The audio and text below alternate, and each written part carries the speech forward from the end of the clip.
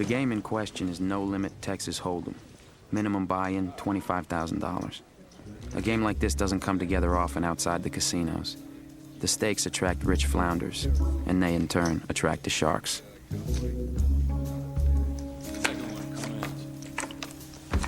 No Limit Texas Hold'em is the Cadillac of poker. Each player is dealt 2 cards face down. 5 cards are then dealt face up across the middle. These are community cards everyone can use to make the best 5-card hand. The key to the game is playing the man, not the cards. Bet an 8-ball. There's no other game in which fortunes can change so much from hand to hand.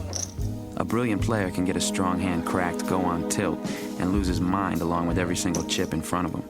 This is why the World Series of Poker is decided over a no-limit hold'em table. Some people, pros even, won't play no limit. They can't handle the swings.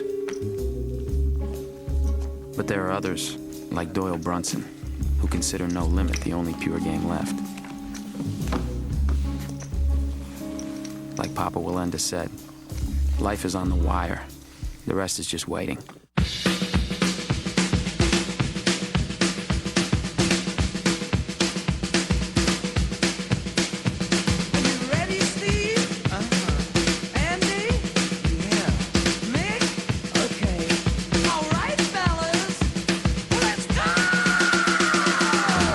From the Palace at Uncle Studios in beautiful Southern California, welcome to another edition of WorkComp Matters, the central location for all your workers' compensation, employment, and labor law matters. My name is Steve Appel, and I'll be your host for the next hour with some talk, news, and hopefully some answers about WorkComp Matters. Thanks for being part of the show, and if you could break away from your WorkComp Matters, feel free to give us a call and clue us in with your questions, comments, and or concerns. The phone number worldwide, 818-357-4120. You can send an email to wcexaminer@aol.com. You can even be old school. Send a fax, 818-475-1437. With me in studio, my right-hand man, Mike Zima, the best-dressed man in California workers' compensation, Ted Durden, my protege, Robert Ozeron, attorney. Scott Walton is from Uncle Studios on the board. John Scalia back in Munich, Germany, and back at WorkComp Central, making sure the whole damn show goes right, is Jake Paris. Well, good evening, everybody, and welcome to a special edition of WorkComp Matters. I've been wanting to do this show since last year. We are talking about poker. But before we get to poker, last week's show with Mike Reed, the 30th Congressional, running for 30th Congressional District, he sent me a note saying essentially, thank you very much. He appreciated me interviewing him, obviously not cutting out anything that wasn't supposed to be cut out, and he said if I wanted to endorse him, he would be honored. On the other hand, John Scalia, who does have a segment tonight on poker, responded to the show, and I'm just going to pretty much paraphrase which John sent me. I found the show, this is last week, I found the show entertaining. Reed is a very polished speaker. I also found it to be a right-wing love fest. You are you are probably not surprised by my take. However, since you maintained that the show attempts to follow FCC guidelines, yes, I do, John, I would point out 2 things. First, well, Mike correctly pointed out that that's referring to John, used the F word. He neglected to say the whole show was about the limits of free speech, and he was quoting Chaucer. Yes, John, you're absolutely correct. Second, if you want to be fair, you should invite Brad Sherman or a rep from his office to appear on the show. After all, Reed used the platform to attack him, and no one responded. For the record, John, and I told this to John, the week before the show and the week of the show, I called Sherman's office locally and in Washington, D.C., and I invited him or a rep to come on. I have not received the courtesy of a response.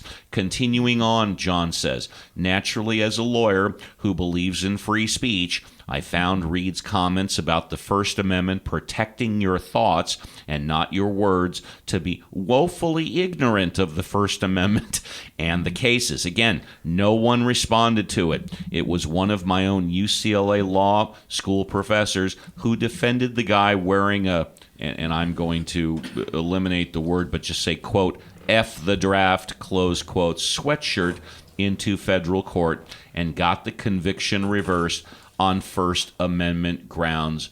John, thank you very much, and don't take the following sound personally. Well, boss, I actually mentioned to you that I thought that Brad Sherman should have a rep here as well, but I guess that you did invite them and they didn't respond. They didn't give you the time of day, correct? I left 2 messages and they did not respond. But the right-wing love fest, I don't think that's an accurate portrayal of that episode. People can go back and listen. It's just a very moderate conversation. I was going to general say issues. It was not a debate show. No, there was nothing really political that arose. Surprisingly, that controversial, you can say. It was simply, what do you think you can do better than your opponent? Oh, I can work harder. It's general stuff. It was a nice show. I save all my cross-examination for court unless 2 people want to come here and they want to say, Steve arbitrate or Steve moderate, then I'll do it. But I've said many times I am somewhat in between a David Letterman and a Johnny Carson. I lean more towards a Johnny Carson. I do my best to make my guests look good because I believe in the process of making my guests, as well as my people surrounding the table here, I myself look good. Yeah, but John's very reasonable in saying that Sherman's rep couldn't be here, and they're invited. John is totally reasonable, and that's why I continue to have him on the show. I consider myself a moderate. Robert has been considered by many people to be on both sides of the coin. And I have people from both sides who don't like it. It's because I pick an issue, and I'll go on that side, and I pick where my heart is. I don't pick by political definitions. Yeah. Mike has said in so many words before he's a Reagan Democrat. And Ted has said before that he is a moderate Democrat with common sense in so many words. Actually, more of a conservative Democrat. Oh, a conservative Democrat. Absolutely. There you go. Yes. And but we're going to get to more of that. Of course, we're brought to you by A1 Law and Santa Monica Tickets. If you want the #1 computer management system used by more California workers' compensation attorneys than any other system in the Kuiper Belt, give me a call at 818-357-4120 for your no-strings-attached money-back guarantee, $1 a day, A1 Law. And if you want those hard-to-get front row, even sold-out concerts, sports theater tickets, give our buddy Brian a call at Santa Monica Tickets, 310-395-8587. And before I get to poker, you got to stick around for our first story because it's on IMR, it's on Independent Medical Review. And of course, we're based in California workers' compensation, employment, labor law. We do have a leaning towards workers' compensation. All of us here at the table have a workers' compensation background. But before we get to the first story, I want to talk for a brief moment about poker. Poker was born around the first or second decade of the 19th century in the French territory of the United States, now known as New Orleans. Mostly played in the gambling saloons and the Mississippi steamers, it caught on fast with gamblers. The earliest known form of poker was played with a 20-card pack that only had aces, kings, queens, jacks, and tens, evenly dealt among 4 players. There was no draw, and the bets were made on a narrow range of combinations, 1 pair, 2 pair, trips, and so-called because it's the only combination which all 5 cards are active and a 4 of a kind. Eventually, poker was played with a 52-card deck, as it is now, and done partly to accommodate more players and to accommodate the new winning hand called a flush. Between about 1830 and 1845, poker was increasingly played with all 52 cards and saw the introduction of the draw, and jacks or better at that time was the most popular game at the time to drive out wild players who would simply come with a lot of cash, would bet on anything, while encouraging cautious players who did have something not to be frightened out of the pot by openers who didn't. The straight was born in 1864, and the common version of draw and stud poker was here to stay. In 1926, Spit in the Ocean, more commonly known today as Texas Hold'em, was developed. The rise of modern tournament play dates from the World Series of Poker, which started in 1970, continues on now every year. I think they've had in excess of 8,000 players doing a buy-in from $10,000 to $15,000 per player, and first place ended up getting Robert, what did first place get last year? Was it like $8 million or something like that? I haven't been keeping up in the most recent years, but it's in the millions. Yeah, $8 million?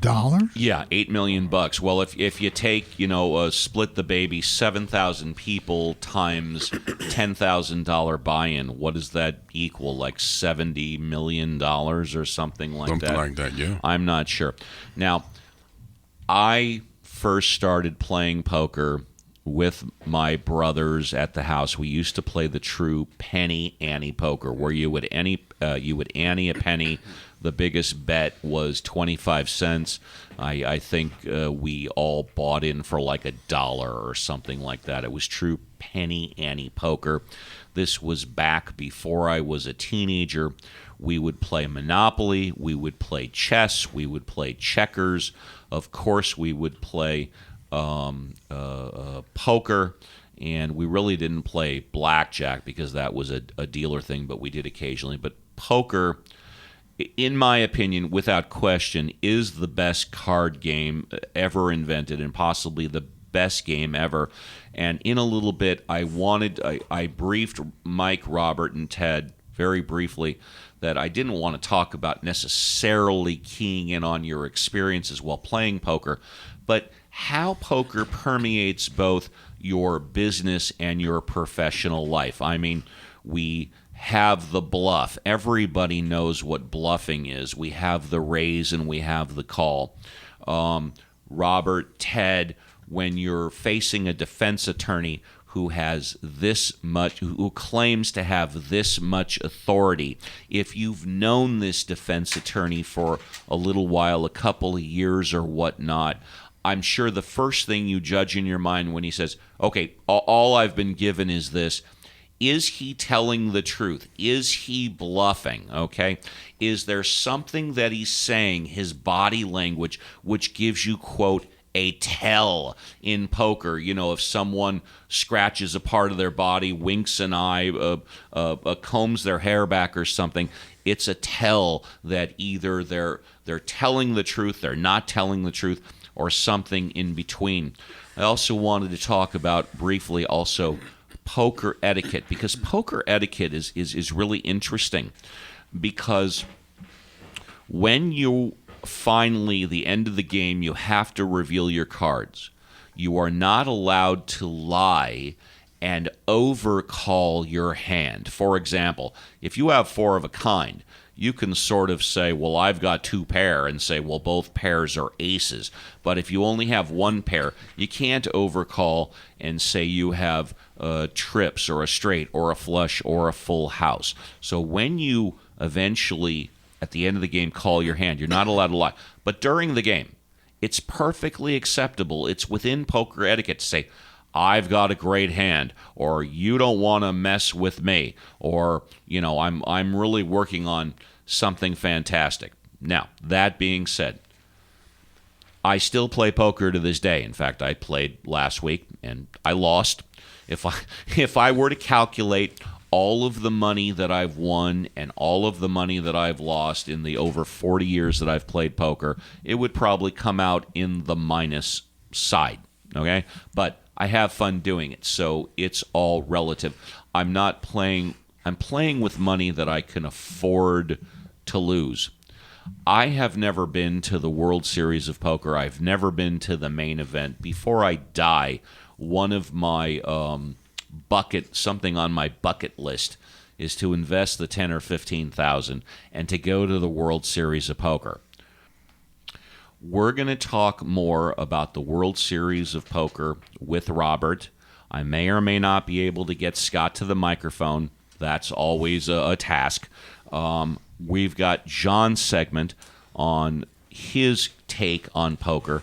Plus, of course, we've got news of the week. But right now, it's time for a musical break.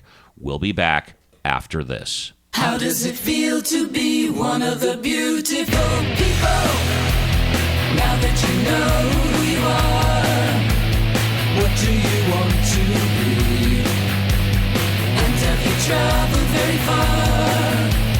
Far as the eye can see. Baby, you're a rich man. Baby, you're a rich man too. You keep all your money in a big brown bag inside a zoo.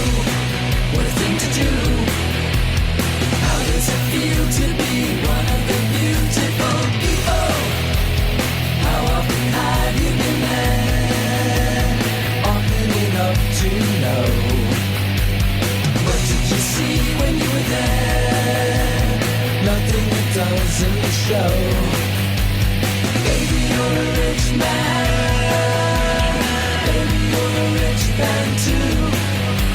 You keep all your money in a big brown bag inside a zoo. What a thing to do.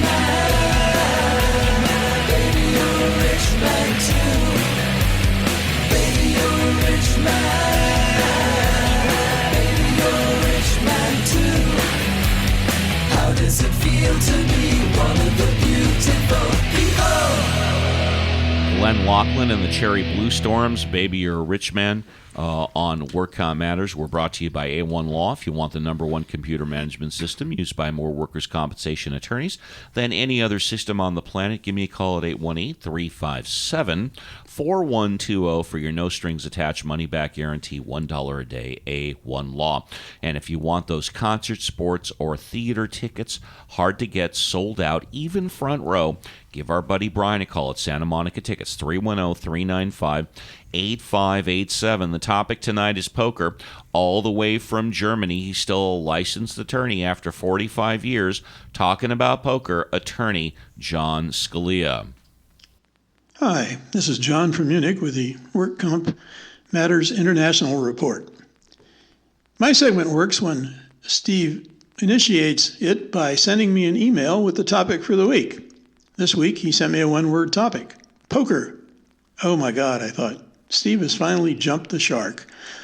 Jumping the shark is a Hollywood phrase which originates from a once popular TV series called Happy Days. The main character rode a motorcycle. His name was Fonzie. And in one episode, near the end of the series, they had a chapter about him jumping a shark with his motorcycle. The series was towards its end and running out of ideas and soon to be canceled. And that phrase, jumping the shark, became synonymous in Hollywood with running out of ideas and heading towards a natural death. But I did what I usually do. Once I got the topic, I said, okay, poker's a topic. So I went to Google. What did Google say about poker? Google said, poker is a family of card games that combines gambling, strategy, and skill. It developed in America in the early 19th century and has a variety of forms, including straight poker, stud poker, draw poker, strip poker, Texas Hold'em, and is extremely popular. It has even developed an iconic phrase, a poker face, meaning a face which does not betray emotion so that the other side does not know what your cards hold. So, after going to Google, I then went to the font of all American wisdom, Mark Twain. What did Mark Twain say about poker? Twain says this: there are few things that are so unpardonably neglected in our country as poker. The upper class knows very little about it. Now and then you find ambassadors who have sort of a general knowledge of the game, but the ignorance of the people is fearful. Why, I have known clergymen, good men, kind-hearted, liberal, sincere, and all that, who did not know the meaning of a flush. It is enough to make one ashamed of one's species. I should point out Twain had been a riverboat captain, but obviously he thought poker was an important part of Americana, and that to be ignorant of it was astounding. Not only that, but Twain gave advice on how to play poker. In A Connecticut Yankee in King Arthur's Court, he writes, "It is sound judgment to put on a bold face and ply your hand for 100 times what it is worth. 49 times out of 50, nobody dares to call, and you roll in the chips." I should point out that poker games begin usually with a minimum bet, and then you go around the table to each person and they decide whether they will match the bet or they can raise the bet. And if somebody raises the bet to an uncomfortable level, you can say, okay, I'm out of the hand, and the person who has raised the bet collects all the chips. As you can see, Twain was an advocate of knowing when to bluff. Poker has even developed iconic phrases. The phrase poker face, meaning a face which does not betray emotion. The purpose of that is not to let the other side know whether you have a good hand or a bad hand. And that phrase has become iconic in the language. If you've watched TV series or movies, you know that there is a phrase called a tell, T-E-L-L. And a tell is a bodily movement, a twitch, or a facial expression, which gives a clue to the other side as to whether or not your poker hand is good or bad. And players are always looking for tells. There's also card counting, but that's another story and really has nothing to do with this. So we now know that poker is iconic. We know that poker is American. But what does this have to do with litigation? Well, or workers' compensation? Well, litigation is basically a poker game. Each side has their hand, and only the side with the hand knows exactly what's in it. Yes, there's discovery, and so you have some inclination or some knowledge as to what the other side may or may not know, but not totally. Only the person holding the hand knows what's, quote, in the cards. And you go from there. Each side negotiates, you decide whether or not the negotiations have reached a point where you can settle, or you go to trial. During the course of those negotiations, you look for tells or signs as to what the other side has. You can also use habit. One of my favorite stories is a case where I represented an injured worker, and the attorney on the other side representing the insured was a really good lawyer. I had worked for him. I knew he was a good lawyer, but I also knew his habits. So he came to us with a settlement offer, and I went to my client and I said, if this is the settlement offer he's given us, I know that he's probably got twice that much money in authority because I work for the guy. I know how he works. So if we go back and we ask for not twice as much because that would be the end of his authority, I said, we can ask for 3/4, 80% of what I think he's got in authority and see what happens. So I did, and he came back and we settled the case for that amount. So that was as good as having a tell. Habit can substitute for tell. So there's a lot of similarities between litigation and poker and how the game is played. Which brings me to my final point. People are always fond of saying, well, it's only a game, by which they mean that whatever you're talking about is not as important as something else. My response to that is everything is a game. Even neurosurgery is a game. When a neurosurgeon operates on a tumor, you better hope they think it's a game. Because if they think about the consequences and the human meaning of what's going on, they're not going to be as effective as if they simply believe it is a game in which they are fighting the bad guy, the tumor. Well, that's the View from Munich this week. And John, thank you very much for your valuable contributions. Totally appreciated. You're listening to WorkCom Matters. My name is Steve Appel. We're talking about poker, and as I said earlier, I wanted to talk to Robert because he's done something that I've always wanted to do, that eventually I will do, yet I've never done. My man, what is the World Series of Poker like? Tell us about the main event. Well, it's fun. I mean, if you want me to summarize it, it's a fun experience. But you could get more experiences at the World Series and not have to play the main event alone. You can go and play some satellites. There's a series of tournaments at the World Series. It's not just one tournament. It culminates with the main event, which is, I believe, a $10,000 buy-in still. And depending on the number of entries, it could be a sizable pot. It's over 3 days. Things like that in total. Do they just play Texas Hold'em? Actually, it's 7 days, and it's only Texas Hold'em. Yes, I'm not sure, but the first day is staggered. So I believe when I played, the first day was. You have 7. We have Scott here from the back. Come on a little closer. Come on a little. Come on, buddy. Come on. You should make it, Scott. Talk in my microphone. You can talk. But yeah, in my when I microphone. was there, the first day was staggered. So. And I went 2 years, 03 and 04. You got such games as Raz, where you're playing the low cards. You want to just get nothing but low cards. And then there's Omaha, which... You got the different versions of poker, too. It's not just No Limit Texas Hold'em. You got 5-card Omaha, you got 7-card Omaha. You got a whole variety of different type of games played at the World Series of Poker. But is the final only Texas Hold'em? The final main event is Texas Hold'em. Yeah, main event is No Limit Texas Hold'em. That's when you get about 8,000 players all trying to get that $8 million pot. And a gold bracelet. Yeah, the bracelet. But you get a bracelet for other events, too. It's the same bracelet. I mean, the main event bracelet's nicer, right? They usually do it up. It's the main event. But anybody who has a bracelet from the World Series, period, that's a life accomplishment right there, right? It's the goal of every poker player. Yeah, it is the goal of every poker player. At the world event of poker, how many tables are going at one time? Well, it depends on the size of the entry. Some of the entries they cap, like the tournaments, they'll cap it at 5,000 entries. The main event is not capped, which means that they will take in and make as many days of day one until they eliminate enough players to fit everybody into the one room at one time, and then they'll go from there. They've been going from 6,000 to 8,000 entries for at least the past 5 years. Yeah, it's usually a 3-day first day. So you'll be on 1A, there's 1B, there's 1C, and 1D. I chose to be on 1B the second day because I was kind of apprehensive about coming in on the day one. So I wanted to see what was going on that first day. I just kind of walked around. I saw this one girl that was off the site that I used to play off of, Bodog Poker, and she was just amazing. I mean, and she's a good poker player. And she's a good poker player. Okay, now, that being said, Robert has also done something that I don't want to do. Robert played, and I kid you not, Robert played poker at the World Series against Jesus. Now, tell us who Jesus is and what that was. I kid you not. He played against Jesus. Okay. So tell us who Jesus for is. For everyone listening, obviously there's more than one person in history named Jesus. Okay? Is it Jesus? We're not talking about Jesus with the last name We're not Christ. talking about Jesus Christ. Yeah. No, we're talking about Jesus Ferguson.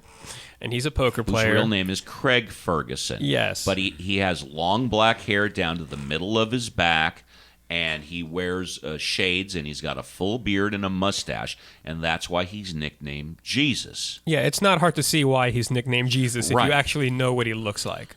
Okay? And he's a professional poker player. Yeah. I believe he's actually has some background with UCLA or something like that, so he's a local guy. And I was playing against him. I believe it was day 2 of the 2003 World Series. So I already made it past day 1.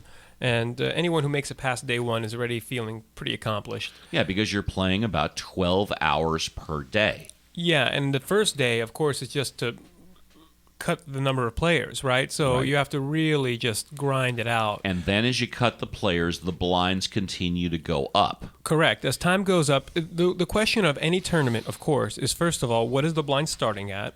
What do how you many guys chips mean do you the have? blinds go up? What does that mean? Okay, so blinds are forced bets. Now, there's a dealer button. Even though there's actually a dealer at the table all the time, to signify that the card deck is moving and actually everyone gets a chance to deal, theoretically, there's a dealer button. It's just a hockey puck. And it says the word dealer on it, right?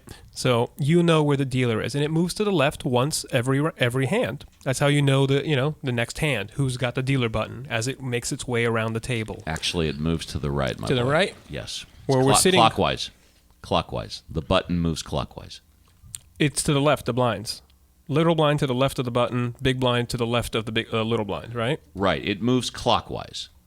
Yes, clockwise. Okay, very good. Okay. I think we're thinking of it the same way. We're doing the same thing. We're Yeah, sitting at a round table yeah, right exactly. here. So we know which way the button would move if we were playing poker here, Exactly, right? It would exactly. move towards 10. No, you're right. All right. Well, maybe You're I'm right. dense, but I don't understand what the blinds are. Okay. Okay, so and here we go. Okay, now in every table, it doesn't matter if it's a cash game or it's a tournament, to force the action, everyone is forced to bet eventually to get their cards. Otherwise, no one would bet at all until they look down at pocket aces, right? You just continue to fold forever. The first two players to the dealer's left have to put in a single bet It's a without forced bet. seeing their cards. Little blind and big blind, and the little blind is half of the big blind. Yes. Now, the size of the blinds lets you know the type of game you're playing at. If you go to the blinds, you ask them, what are they playing? They're playing 1-2, no limit hold'em. They're letting you know the little blind is $1, the big blind is $2, and they're playing no limit hold'em. And normally you start out with about $1,500 in chips, and the blinds are $25 and $50. Well, if it's a tournament, but Yeah, we're talking no, about I'm talking about tournament. Yeah, but we're talking about generally for any poker table, Yes. tournament or not. Right. You want to know how many chips you're starting with and what are the blinds, because that's the amount that you're going to be forced to bet eventually when the hockey puck, the dealer button, makes its way around towards you. And generally the way you determine how well you're doing because it's a tournament is not the amount of money you have in chips, but the amount of blinds you have in front of you, because you could start out with any amount. And normally you want to have at least 50 blinds in front of you, right? Well, it depends on the game. Oh, of okay, course, okay, of course. okay. If you're going to buy into a cash game and you're going to go We're not in, talking cash. We're Well, talking tournament. Any tournament. Oh, okay, Any okay. any game. Yeah. You want to start generally 50 to 100 times the big blind, okay? Sounds so if right. you're going to play a 1-2 game in cash, you're probably going to want to bring $200, right? So when it's your turn to play, and it's your big blind, you're paying $2 just to get your first two hearts. Whether or not you want to play those cards, there's a round of betting. And then the next round, it's $1, you're a little blind, and then you have, then you're free until it gets around to you again in a circle. So if you have $200 and it costs you $3 to see the, 9 hands, because you can get free cards while you're on the table, that's the size of the game. That's what you want to look at. So we'll talk a little bit more, I guess, about poker and the tournament and how that works its way up as the blinds start to increase with time to force the competitors out. I knew this would be an incredible topic, and we haven't even gotten to our first news story yet. We've got a musical segment coming up, and then we'll come in with our first news story. My name is Steve Appel. You're listening to Work Comp Matters.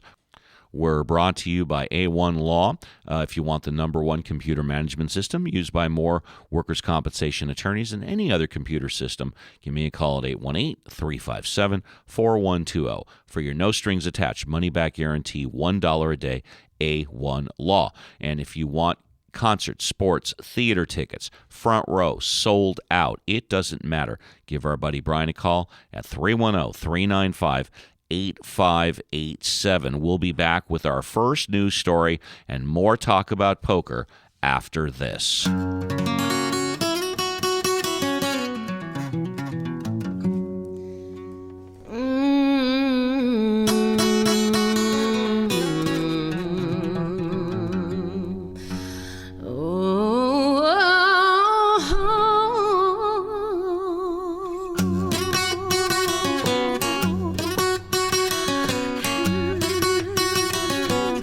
I've been living in the big town, slipping, sliding on the upside of down.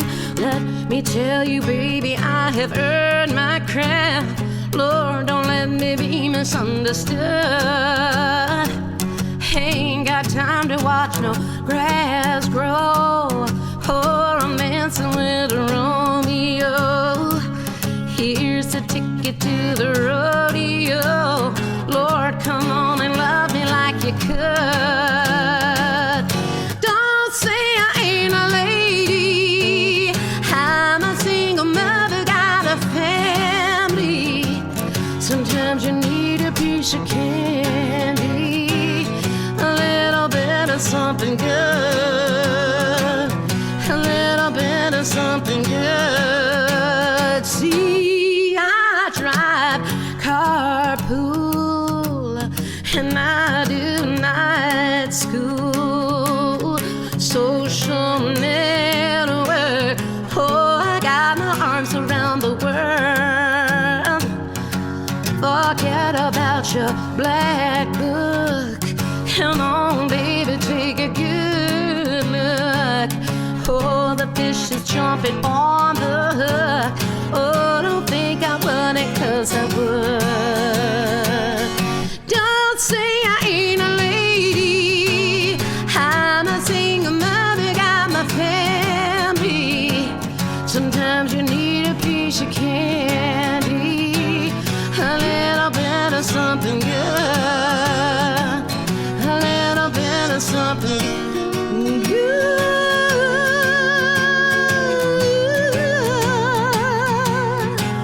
Something good,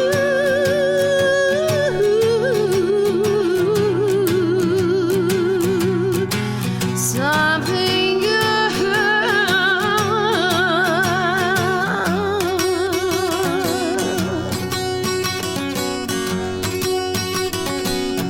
Show me your good side.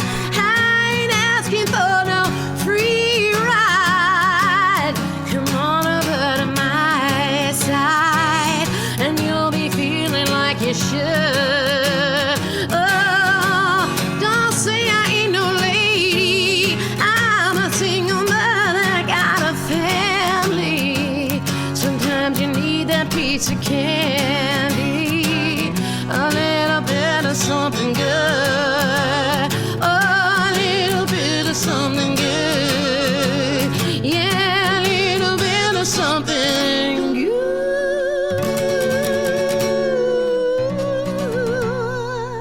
The awesome sounds of Susan Scheller, the awesome folk rock sounds of Susan Scheller on Work Comp Matters. My name is Steve Appel. It's time for the first news story of the day. He's my right-hand man. He keeps me in check and out of trouble at least 90% of the time, Mr. Mike Zyma. The first ever decline in the number of independent medical reviews in California since it enacted workers' comp reforms might not be the start of a downward trend, but rather an anomaly as providers and injured workers get used to the state's newly enacted closed drug formulary and medical treatment utilization schedule, experts say. The volume of independent medical reviews declined by 2.2% in 2017 for the first time since the state adopted its practice of reviewing medical request for authority for injured workers in 2012, according to a report released March 15th by the Oakland-based California Workers' Compensation Institute. Robert, do you IMR everything or nothing, or only some things? Usually only the important things. If I can't get it on lean for my clients already, it's something that they're going to get, one way or the other. But I just wanted to touch base on that because that's an important story. I have doctors calling my office complaining that they have board-certified, pain management MDs getting denied by a physician's assistant on UR, right? And for some reason... That's defective on its face. That's defective on its face. Thank you. Yeah, well, it's happening, right? And I tell them, well, you have to go through the IMR process. You're gonna get the packet as well, doctor, right? They get a copy as well when their treatment requests get denied. We always send them a copy, definitely. And I gotta say that this whole system seems to be out of whack, and there needs to be something I would entirely wipe wipe the slate clean with it. I really would at this point. But I'm not sure that's a possibility. Well, I'm let me interested in tell you what Ted's we got to do. say, 'cause I know he's on the ground with this. Before Ted comments, if the IMR is defective, we file for an expedited hearing on the unreasonable denial of treatment. We get our expedited hearing within 30 days, and then we come with our medical report, which is hopefully, like you said, so many words, substantial evidence. They're going to come with their utilization review, which is defective. So assuming it is defective, we've got a substantial medical report. They have nothing. We win. Yes. Problem is, a lot of these pain management physicians, they may just be writing scripts. They may not be the best report writers. You know what I'm saying? Script writers lose. Exactly. And Unless it's accompanied with a substantial medical report. exactly, Correct. and it may not be. And that's the problem, is you're making these physicians these hurdles to them because they just want to write this pain management prescription for this guy who needs it and to end this thing. And you're causing all this bureaucracy. It's slowing down the process. The applicants are suffering. The doctors are stop doing the treatment. You know how often we call to ask for an appointment in the MPN on an admitted injury, and the doctor in the MPN doesn't actually take workers' comp cases? Well, once again, All the time. What our office does, we make a demand for a change of treating physician within the MPN. If it's not provided within 5 calendar days, which is the statutory time for an RFA, we file an expedited hearing, once again, for unreasonable denial of treatment, and we get our hearing within 30 days. Ted, did you want to comment? Yeah, the whole system, and I agree with Robert, is very broken. Because the theory behind the implementation of a utilization review process was to expedite treatment to the injured worker. But instead, what has happened, it has become very politicized in the sense that a lot of the applicant's treatment is just being outright denied. So they're not able to get access to the treatment that they really do need. Beyond what you were saying as far as effective is concerned, I've seen UR denials where a psychiatrist has prescribed psychotropic medication and is being denied by a pain manager. It's not even his specialty. He might be an MD. And it was interesting when it was finally certified, it was certified by a psychiatrist.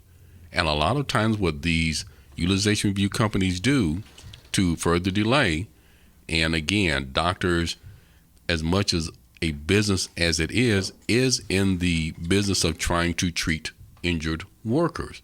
They're not there to do all this bureaucratic paperwork. So you get the utilization denials where they need additional information. So all of a sudden the doctors, instead of treating the patients, they're having to respond to reports and do additional work.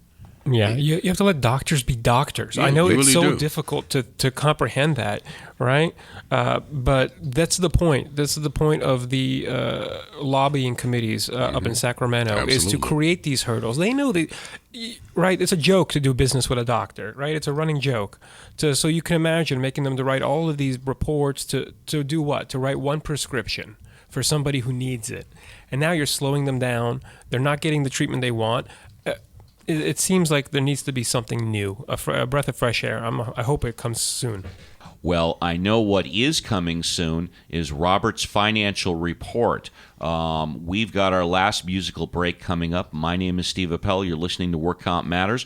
We're brought to you by A1 Law. If you want the #1 computer management system on the planet, used by more workers' compensation attorneys, give me a call at 818-357-4120 for your no-strings-attached money-back guarantee, $1 a day, A1 Law.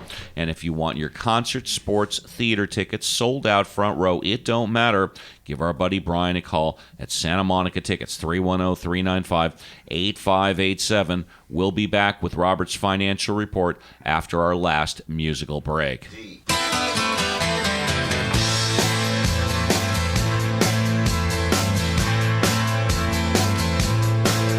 Well, you can't turn him into a company man. You can't turn him into a whore.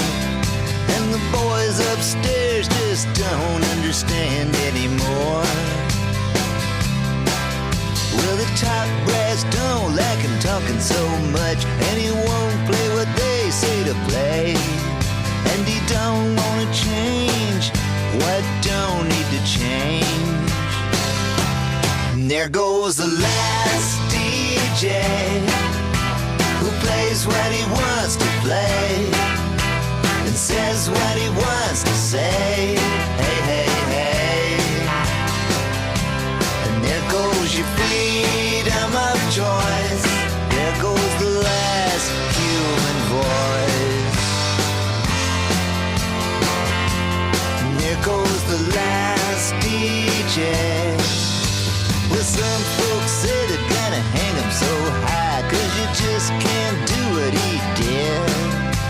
There's some things you just can't put in the minds of those kids. As we celebrate mediocrity, all the boys upstairs wanna see how much you'll pay for what you used to get for free. And there goes the last DJ who plays what he wants to play and says what he wants to say. Hey, hey, hey. And there goes your freedom of choice. And there goes the last human voice. And there goes the last DJ.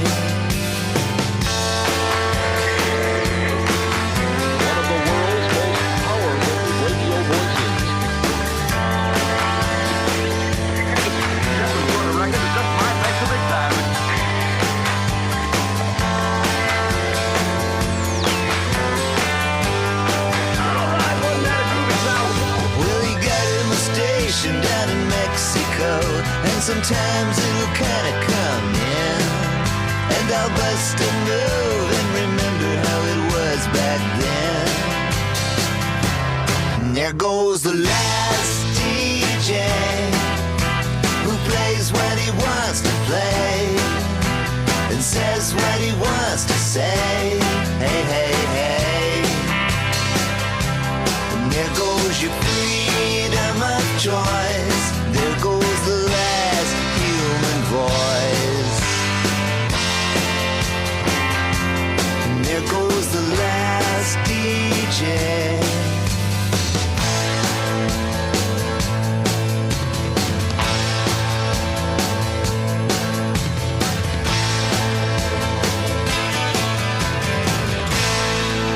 Tom Petty on Work Comp Matters. Thanks for joining us. My name is Steve Appel, and it's time for the Work Comp Matters financial news.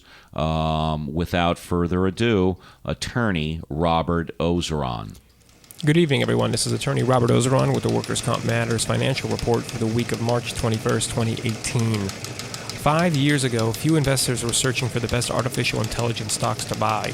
Since then, progress in the field has been lightning fast. Today, everybody who's anybody in the Valley is racing to develop and use machine learning, neural networks, natural language processing, and a range of other subfields to innovate and monetize artificial intelligence.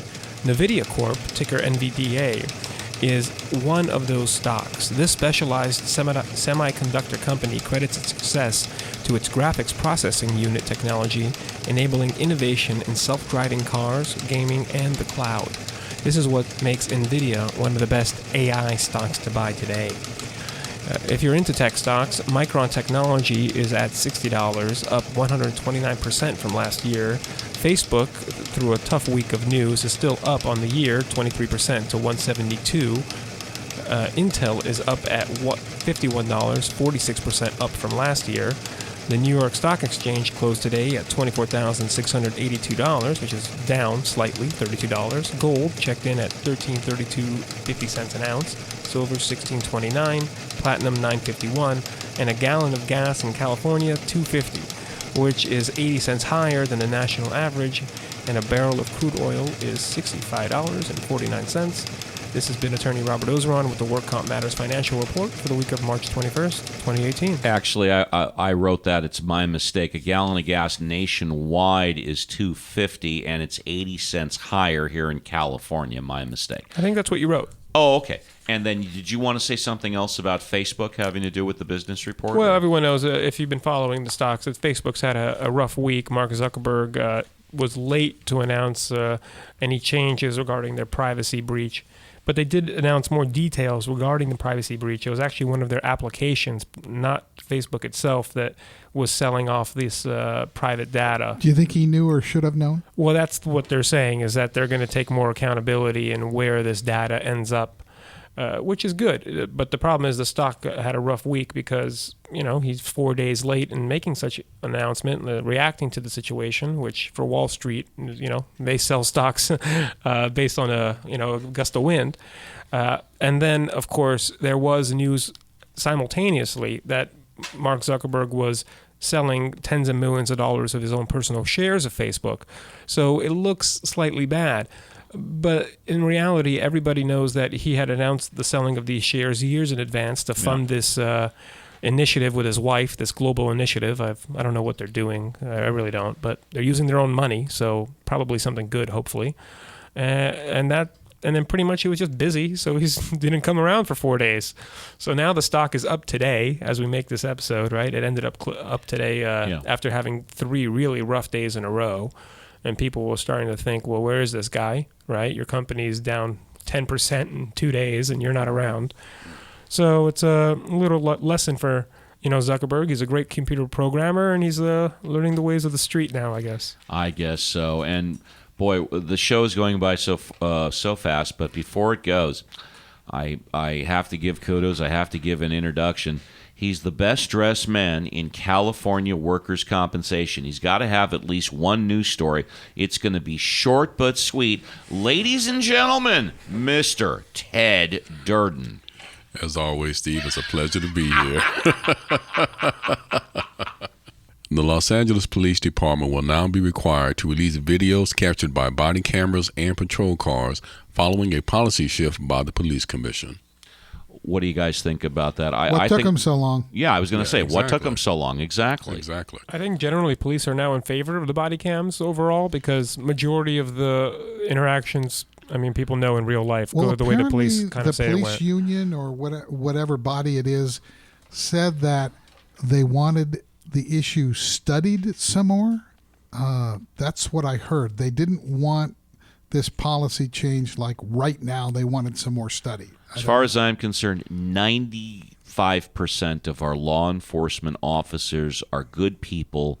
They're dedicated to the job, and the only ones that I could see not in favor of this are the other 5%. And I agree with you 100%, Steve, Yeah. because more often than not, the body cameras and the film that's captured by patrol cars often exonerates the officers of bogus charges. Yeah, majority It really of the does. times, like I said, the majority is truthful. Like you said, 95% we'd say, sure, that's a reasonable number. I don't know what needs to be studied. It's a mystery to me. I don't know. No, I agree with you, Mike. Yeah. Well, the 5% get nervous, right? Right, exactly. And then, of course, there's the criminal defense attorneys who don't like this either. Because even though they say they want accountability, in real life, right, the video of your client acting a fool and countering everything that he would swear didn't happen if he was going to ever take the stand in court, it's not exactly great for your client. We've spoken about this before. The prosecuting attorney, the district attorney, he is under ethical legal obligations to disclose any and all exculpatory information. Brady evidence. You're right. Whereas the defense attorney, his job is to do anything within the bounds of the law, arguably not lie, but do anything possible to get his client off. And basically he's there to distort the truth as much as possible within the bounds of the law. You're smiling, but I know you agree with me, right? Well, I wouldn't agree with that characterization of his job is to distort the truth within the bounds of the law. He always is supposed to have an alternate theory of the crime. Yeah, well, how about making the prosecution meet their burden? Okay, fair enough. Something like yes. that, right? And the right to due process and in the procedure of that, not necessarily stretching reality as an art. I kind of like what Jack Nicholson said in As Good as It Gets. there's always some version of the truth. And I think that's what it really comes down to. What do they say? 90 to 95% of those people that are indicted for a crime did it, but are not necessarily not guilty. The majority of crimes in this world are not prosecuted. We can agree with that, right? I can only imagine the slight amount of crimes that are prosecuted in comparison to the percentage that are not. You mean they're pled? Well, no. I mean, in real life, They're on the not street, charged? how many times people rip each other off and yeah. hurt each Oh, other, yeah. right? Life is filled with crime, and we only have, Which a people, for tiny whatever drop in the reason, bucket. do not want to take the time to report or to follow through. Mike, you want to do the next news story? Sure. Facebook CEO Mark Zuckerberg broke his silence on the developing scandal involving the, quote, Cambridge Analytical situation, end quote. Cambridge Analytical harvested data of 50 million Facebook users during the last presidential election cycle. In a statement referring to breaches of trust, Zuckerberg said, quote, we need to fix that, end quote. Yeah, I think so. All right, we've got a few minutes left. Okay, everybody, while I'm reading this, I want you to just take out your shortest news story. I'm going to go first. San Francisco's Board of Supervisors voted Tuesday to ban the sale of fur within the city, so you can't buy any more fur in San Francisco. Robert? Orange County may add homeless camps in 3 cities, part of newly approved spending totaling $90 million, which will be appropriated to fight the homeless problem. Ted? A recent state audit found that California counties were collectively sitting on unused stash of $2.5 billion in funds from the Mental Health Services Act. We discussed this last week. Go on. The issue has taken front stage in Orange County, where officials are scrambling to provide housing and services to homeless people, some with mental illness, as part of a federal court settlement. Mike? March Madness is in full swing. In the men's NCAA basketball tournament this year, something happened that has never happened before. A 16th seed beat a number 1 seed. In fact, the overall number 1 seed. UMBC, the University of Maryland, Baltimore County, trounced Virginia in the opening round last week. UMBC lost in the next round. 2 number 1 seeds did not make it to the Sweet 16. After this weekend, we'll know the Final Four to be played in the Alamo Dome in San Antonio, Texas on Friday, March 31st and Monday, April 2nd. And I think on that day, hell officially froze over. There you go. It was remarkable to watch. Just absolutely remarkable. What's next? Pigs will fly, right? Okay. I want to close the show with a topic that's near and dear to my heart. And Ted has 2 of these stories. Ted, you can pick one. We're talking about autonomous cars. Now, just as recently as a couple of weeks ago, they were saying that autonomous cars are going to be on the road. In fact, California was all set to license autonomous cars within a year or 2. And I've been saying since WorkCom Matters started at the start of last year that we are literally 5 to 10 years away from having autonomous cars on the road. With the last news story, Part A, Part B, or Ted, whatever you want, go ahead and read this story. The tragedy of the first pedestrian killed by an autonomous vehicle points to a potential vulnerability with the nascent technology now being tested on the open roads. While robocars powered by sophisticated sensors and cameras can reliably see their surroundings, the software doesn't always understand what it detects. The human driver told police he didn't see the pedestrian coming, and the autonomous system behaved as if it hadn't either. Experts say that the sophisticated sensors on the autonomous vehicles almost certainly detected the woman pushing her bicycle laden with bags along the median close to the road. But it's possible the car's LiDAR and radar sensors, which can scan the surroundings for objects, may not have realized it was detecting a live person. Now, let me fill in some of the gaps here, okay? They've been testing autonomous cars in San Francisco, Arizona, Pittsburgh, and one other city. I forgot. Maybe it was Nevada or whatnot. This Uber car was driving. It was either going around a corner or going straight.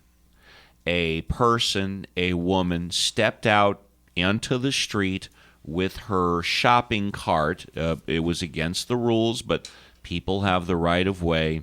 The Uber car apparently did not brake, ran the person over, and killed her. Now, the person that walked out onto the street, she apparently was a homeless person. But what I find more compelling is the reports are now that the person, the humanoid that was in the Uber autonomous car, was a convicted felon. This person, I'm going to say person because the gender is questionable if you read the reports, which is irrelevant to the story, but it's interesting. The person supervising had been in prison for 5 years on grand theft charges or whatnot. Now, Uber has constantly said that they scan and they verify that their drivers are of good standing. So supposedly when you get into a car, an Uber driver is not supposed to have a record, is not supposed to have been in prison, is supposed to be an outstanding citizen. But I guess Uber made exceptions for those supervising the autonomous car. In my opinion, the person supervising the autonomous car should be held to a higher standard than the person who's actually driving the car. Nevertheless, Uber has announced that they are suspending all autonomous car driving for now. Additionally, Toyota Motor Corporation is saying they are suspending all autonomous car riding now. So I guess the original stories that autonomous cars are going to be regularly seen on the road in 1 or 2 years is temporarily going to be delayed. And in fact, I'd like to close the show with this. I'm calling on everybody to have some type of regulation for autonomous cars that, starting right now, any autonomous car on the road has to have some type of sign on top of the car or some type of identification on the car that says this is a driverless vehicle. This is an autonomous car. That way, as Robert was saying on the break, if I'm a pedestrian and I see an autonomous car coming my way, I can choose to stay on the sidewalk for a couple of seconds until it passes by. Think about it, folks. For my right-hand man, keeping me in check and out of trouble at least 90% of the time, Mike Zyma. The best-dressed man in California workers' compensation, Mr. Ted Durden. My protege, attorney Robert Ozeron. On the board, Scott Walton from Uncle's Studio. All the way back in Munich, Germany, attorney John Scalia. And, of course, without a doubt, all the people back at WorkComp Central that continue to approve and support of this fantastic project, including, but not limited to, Leaf File and Jake Paris. My name is Steve Appel, and we'll see you next week for another edition of Work Comp Matters.